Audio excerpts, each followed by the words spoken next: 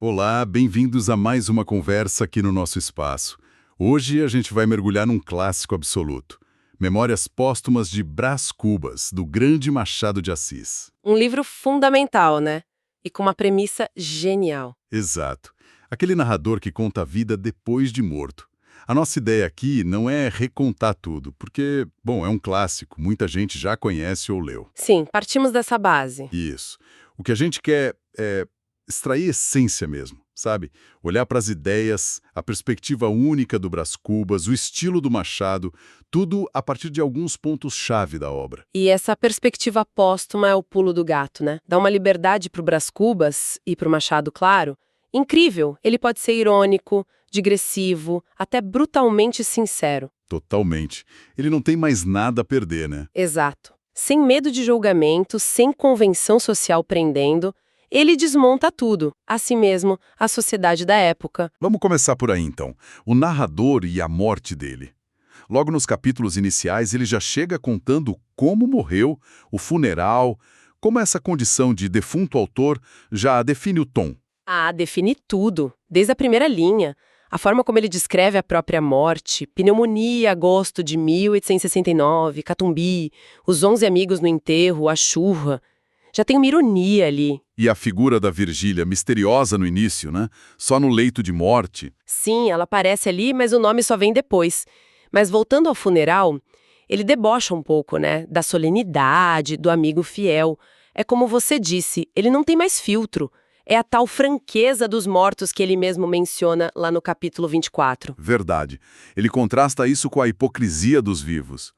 É quase um manifesto do livro, Jale. É uma declaração de intenções do Machado, tipo, preparem-se, não vai ser uma autobiografia comum, não. Ele já tá brincando com a forma, com a metalinguagem. E essa honestidade vale para ele mesmo, né? Como na história do emplasto Brás Cubas. A tal ideia grandiosa e útil. Que ele admite, né, que no fundo era mais vaidade, sede de nomeada, amor da glória, do que filantropia. É a causa da morte dele, segundo ele mesmo. Que ironia, né? Morrer por causa da obsessão em criar algo para curar os outros e para ficar famoso. Exato, o emplasto é a materialização dessa vaidade, dessa busca por deixar um nome. É a ideia fixa que ele menciona no capítulo 4, uma obsessão que o consome, que o leva a negligenciar a própria saúde. E ele compara essa ideia fixa com as de outras figuras históricas. É quase uma filosofia sobre a obsessão. Sim, ele usa isso para fazer digressões, para filosofar sobre a história, a fama, a relatividade das coisas. É muito machadiano isso, né? Pegar um detalhe e expandir para uma reflexão maior. E é essa obsessão que o leva à morte no capítulo 5.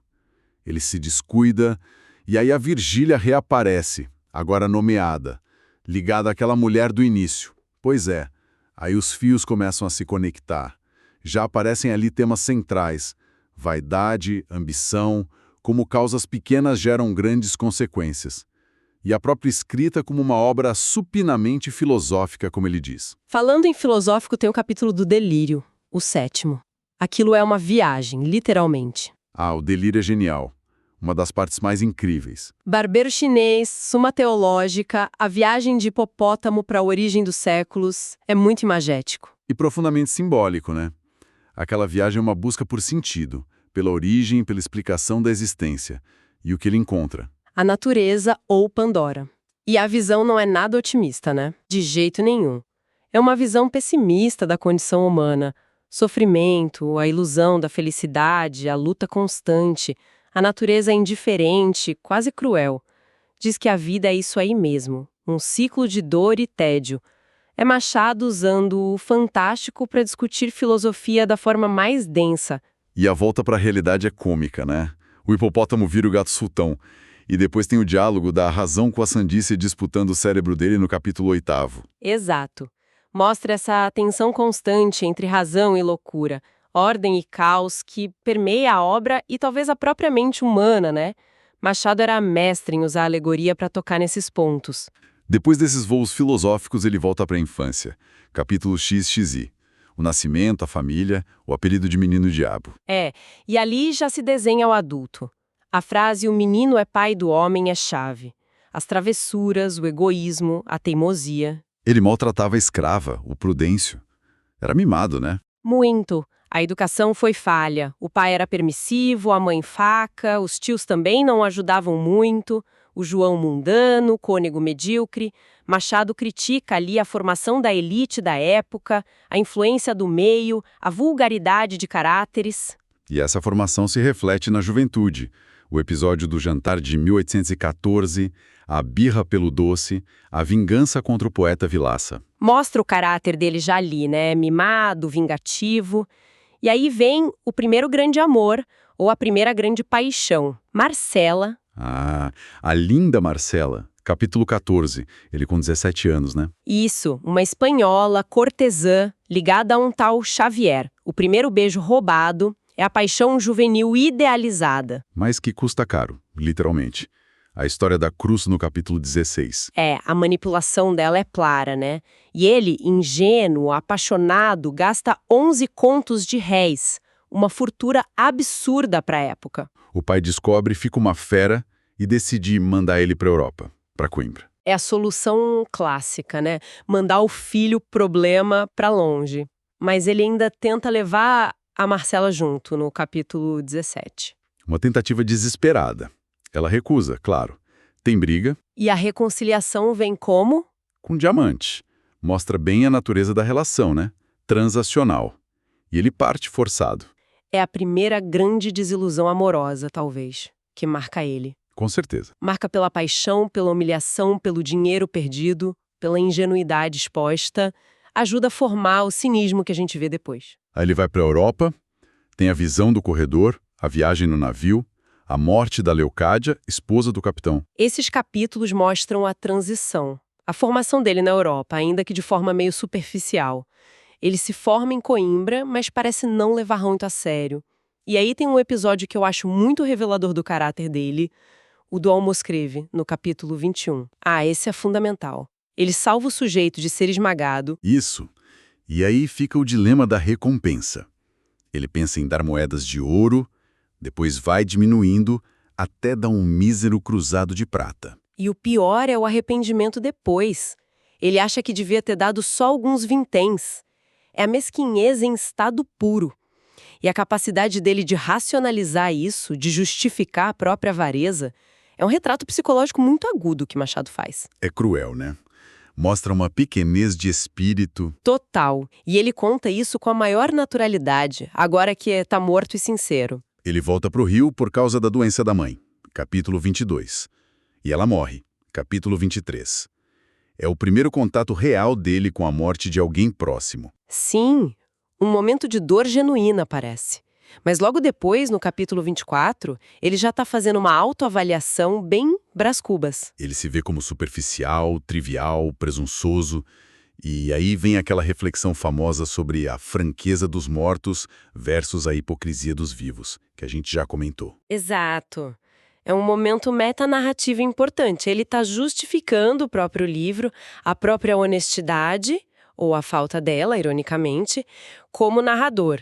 Depois disso, o pai tenta encaminhar a vida dele, carreira política e casamento. E a noiva escolhida é...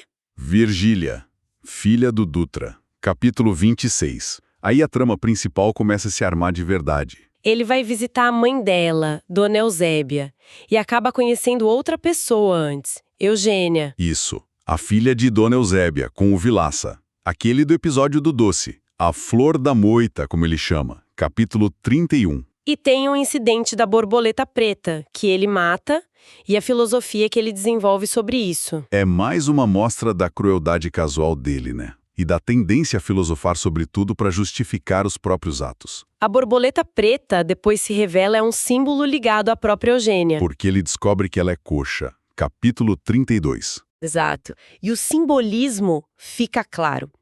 A beleza rara, flor da moita, mas com uma falha, um defeito aos olhos do mundo e principalmente aos olhos dele. Ele até tem um breve idílio com ela. A chama de Vênus manca, no capítulo 33. Tem beijo e tudo. Mas o cinismo dele já tá ali. Tá, ele pensa que o pai dela talvez tenha deixado uma herança, é tudo muito calculado. E a decisão de abandoná-la por causa da deficiência é rápida e fria, capítulo 35. E aí vem a desculpa perfeita. A filosofia das botas apertadas, capítulo 36. Uma das metáforas mais famosas do livro. Genial, né? A felicidade definida não como a presença do prazer, mas como a ausência da dor, do desconforto. É a filosofia da mediocridade, do conformismo. Ele descalça as botas em relação a Eugênia, ou seja, se livra do incômodo que a deficiência dela representaria socialmente para ele. É de uma frieza. E a gente pensa no destino triste da Eugênia depois. Contrasta muito. Muito. Ela representa uma possibilidade de afeto mais genuíno que ele descarta por pura conveniência e preconceito. Enquanto isso, a Virgília reaparece. Mas antes, um encontro chocante. Marcela, capítulo XL. Nossa, esse reencontro é forte. Ele a encontra numa loja de ourives, envelhecida, marcada pela bexiga. A linda Marcela virou outra pessoa. É o tempo agindo de forma implacável. Exato. O Machado mostra o contraste brutal entre a memória idealizada da juventude e a realidade decadente. E mesmo assim, ela ainda parece ter um quê de vaidade, talvez de interesse. E logo depois, ele tem aquela alucinação estranha, capítulo XLI.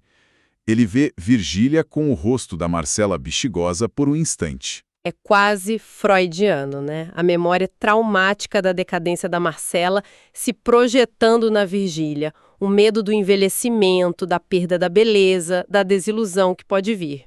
Mas aí surge um rival, Lobo Neves, capítulo XL3, ambicioso, político e que corteja Virgília com a promessa de status, de virar marquesa, e consegue. Brás é preterido na política e no amor. O pai dele sofre horrores com isso, um Cubas, e acaba morrendo pouco depois no capítulo XL4.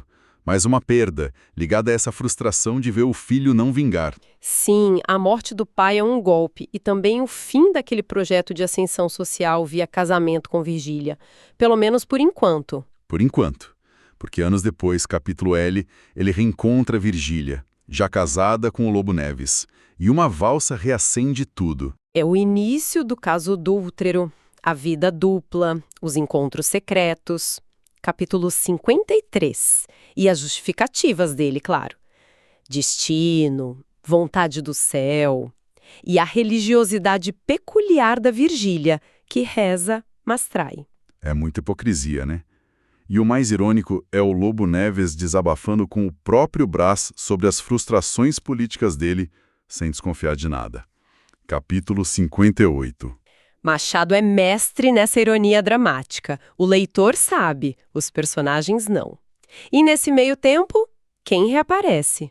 Quincas Borba, agora mendigo, capítulo 59 e EX, completamente diferente do amigo de infância. Pois é. Já com sua filosofia maluca começando a tomar forma, o humanitismo, pede dinheiro, abraça o Brás e... rouba o relógio. Clássico Quincas Borba. E Brás ainda tem a veleidade de querer regenerá-lo.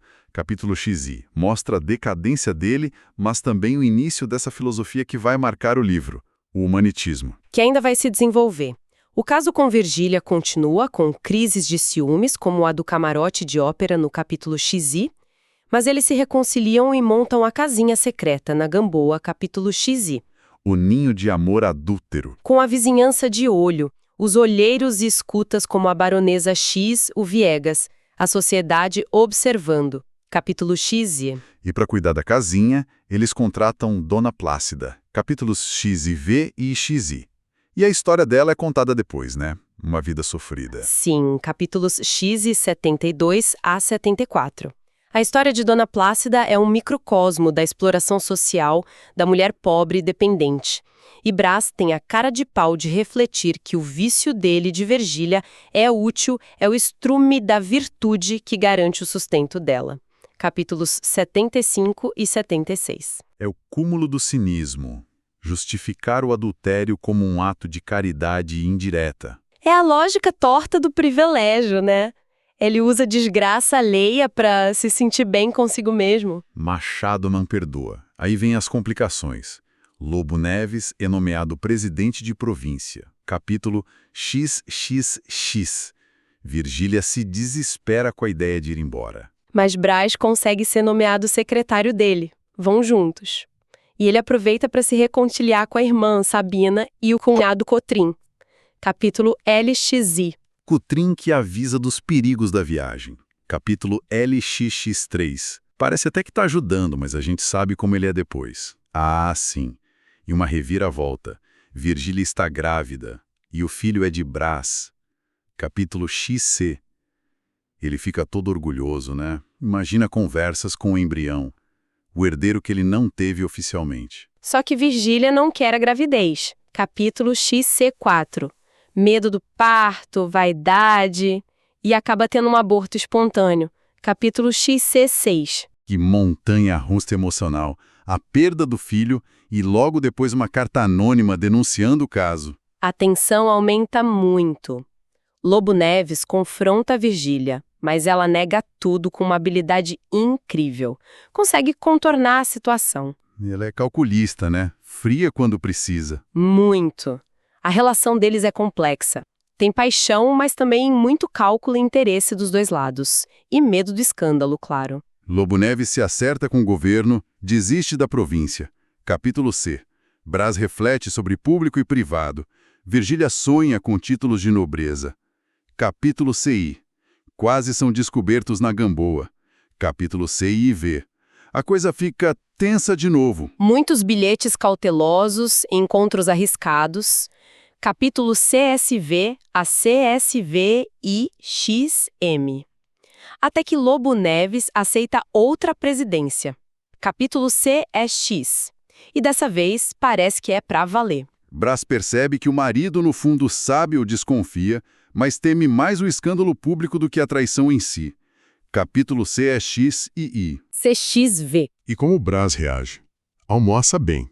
É o Brás Cubas, o desapego ou a superficialidade falando alto. Ele filosofa sobre as cartas velhas dela. Capítulo 116. E aí reencontra Quincas Borba, que agora expõe um humanitismo em plena forma. Ao vencedor, as batatas. Capítulo 117. A filosofia da sobrevivência do mais forte, da justificação da desigualdade. Uma sátira cruel, mas brilhante. Brás tenta voltar à política. Se envolve com Nhaloló. Capítulo CXI. Defende o caráter do cunhado Cotrim, que a gente sabe que não era flor que se cheire. Capítulo CX23. Ele sempre defendendo seus, né? Mesmo que não mereçam. A lealdade dele é seletiva. Nhalolá morre de febre amarela. Capítulo CX25. Outra perda. Ele reflete sobre a formalidade. Capítulo CX26. A vida dele vai se esvaziando de projetos e afetos. Ele consegue ser deputado. Capítulo 128. Reencontra Virgília, já envelhecida, em recepções sociais. Capítulo 130. Aos 50 anos, capítulo 134, ele reflete sobre o envelhecimento, o esquecimento. Capítulo 135. Faz um discurso ridículo sobre uma barretina no parlamento. Capítulo 137. Perde a eleição seguinte. Capítulo 140. É a mediocridade se consolidando, né? Os projetos políticos não dão em nada. Ele ainda tem alguns atos, digamos, finais. Ajuda a Dona Plácida a morrer. Capítulo 143, 144. Reflete sobre a utilidade dela para ele. Até na morte alheia, ele busca uma validação para si mesmo. Sofre um ataque do Cotrim no jornal. Capítulo 148. Vai ao enterro do Lobo Neves, vê as lágrimas da Virgília. Capítulo 150 a 152. Pensa na moeda de Vespasiano, o dinheiro que não cheira. São os últimos atos dessa vida. Ele reencontra Eugênia, na miséria, mas digna. Capítulo 158, vê Marcela morrer no hospital. É o passado voltando para assombrá-lo ou para mostrar o resultado final das vidas que ele tocou ou observou? Exato! E Quincas Borba também definha. Volta completamente demente. Capítulo 159, morre e com ele a falência total do humanitismo. E chegamos ao fim. O balanço final de Brás Cubas. Capítulo 160. o famoso saldo negativo. É um desfecho brutalmente honesto na linha do livro todo. Ele enumera o que não foi, o que não teve. Ministro, califa, casamento feliz, filhos, nenhuma obra grandiosa, né? O emplasto não saiu do papel, ainda bem, talvez. Ele diz que essa é a pequena consolação, não ter transmitido a ninguém o legado da nossa miséria. É desolador. Mas, tem um mas. Tem o paradoxo genial do Machado. O próprio ato de escrever o livro, de contar essa vida de fracassos com tanta inteligência, tanta ironia, tanta arte, esse ato se torna obra. A única vitória dele é o próprio livro que estamos lendo. Ah, entendi. A escrita como redenção, como o único saldo positivo, mesmo que inesperado por ele? Exatamente. A literatura preenche o vazio da vida, transcende a mediocridade do narrador. É uma afirmação do poder da arte, da reflexão. Por isso é tão moderno. O livro se torna o verdadeiro legado, a única coisa que vingou. Faz todo sentido. Então, recapitulando, a gente passou por essa jornada com Brás Cubas, vendo como a narração póstuma deu a ele essa voz única, irônica, né? Sim, uma liberdade total para dissecar a si mesmo e a sociedade. Exploramos as ambições dele, a busca pela glória com o emplasto, a política frustrada, os amores, Marcela, Eugênia, Virgília, cada um revelando uma faceta dele e da sociedade. Relações marcadas pela vaidade, interesse, superficialidade, desilusão. E as viagens filosóficas, né? O delírio pessimista, a sátira do humanitismo. Culminando nesse balanço final negativo, mas com essa redenção inesperada pela própria escrita. É a genialidade do Machado em usar um anti-herói para falar de temas universais. Vaidade, morte, amor, tempo, memória, hipocrisia, busca por sentido, tá tudo ali. E de um jeito que ainda conversa muito com a gente hoje. Com certeza, a modernidade do Machado é impressionante. A estrutura, a ironia, a profundidade psicológica, continua atualíssimo. E fica, talvez, uma reflexão final, né? O Brás achou um consolo em narar os próprios fracassos. Será que a gente também não encontra algum valor em olhar para as nossas próprias falhas, para os nossos saldos negativos? Não para ficar deprimido, mas, sei lá, para entender melhor? Talvez para ter um outro tipo de liberdade? Uma boa pergunta para se pensar, reconhecer para talvez transcender, né? Pois é. Fica aí a provocação. Bom, agradecemos muito a quem nos acompanhou nessa análise de Memórias Póstumas de Brás Cubas. Esperamos que tenha sido uma boa conversa. Que tenha sido útil, instigante, e a gente se encontra na próxima. Até lá!